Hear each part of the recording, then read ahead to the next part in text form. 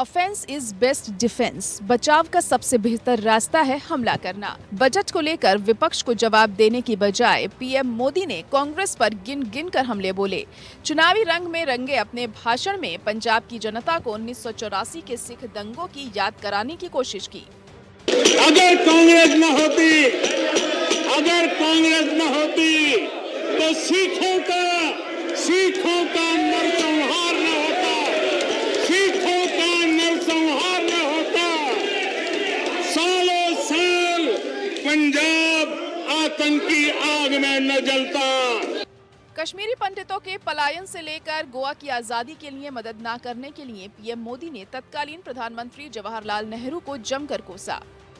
तब के प्रधानमंत्री पंडित नेहरू को दुनिया में मेरी छवि बिगड़ जाएगी तो, और इसलिए उनको लगता था कि गोवा की औपनिवेशिक सरकार पर आक्रमण करने से उनकी जो एक ग्लोबल लीडर की शांति प्रिय नेता की छवि है वो चकनाचूर हो जाएगी।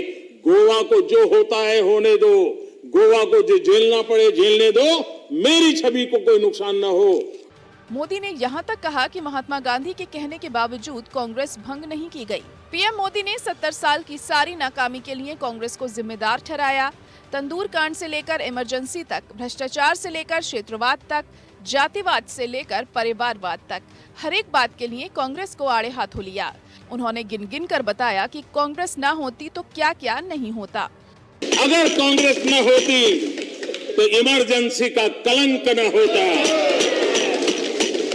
अगर कांग्रेस न होती तो दशकों तक करप्शन को संस्थागत बनाकर नहीं रखा जाता, अगर कांग्रेस न होती तो जातिवाद और क्षेत्रवाद की खाई इतनी गहरी न होती, अगर कांग्रेस न होती तो बेटियों को तंदूर में जलाने की घटनाएं न होती। प्रधानमंत्री नरेंद्र मोदी ने कहा कि हम पर इतिहास बदलने की कोशिश का आरोप लगाया जा रहा है, जबकि कांग्रेस अर्बन नक्सलियों की सोच में फंस गई है। मैं देख रहा हूं कि कांग्रेस एक प्रकार से अर्बन नक्सल के चुंगाल में फंस गई है।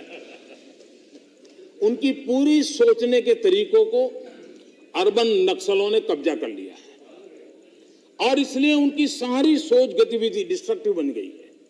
हाल ही में विपक्षी दलों ने भीमा कोरेगांव मामले में पिछले कई सालों से जेल में बंद बुद्धिजीवियों की रिहाई के लिए मोदी सरकार से गुहार लगाई थी।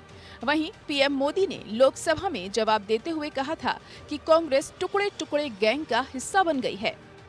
अर्बन नक्सल ने बहुत चालाकी पूर्वक कांग्रेस की इस दुर्दशा का फायदा उठा करके उसके मन को पूरी तरह कब्जा कर लिया, उसके विचार प्रवाह को कब्जा कर लिया और उसी के कारण बार बार ये बोल रहे हैं इतिहास बदल रहा है। पीएम मोदी ने आज की मुश्किलात के बजाय इतिहास को लेकर कांग्रेस को कटघरे में खड़ा किया। वहीं अपनी सरकार की हर एक बात पर पीठ भी थपथपाई। तो कांग्रेस ने पीएम मोदी के भाषण का बाइकॉट किया। कांग्रेस सांसद पी चिदम्बरम ने कहा कि टुकड़े टुकड़े गैंग के सदस्य कौन कौन हैं।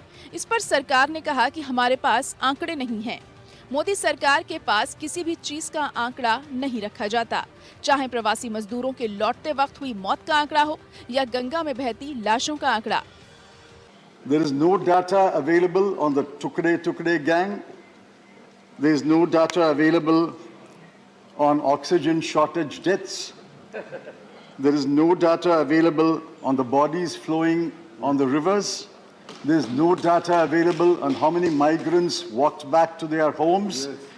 There is no data available on doubling farmers' income, which should have been done in 2022.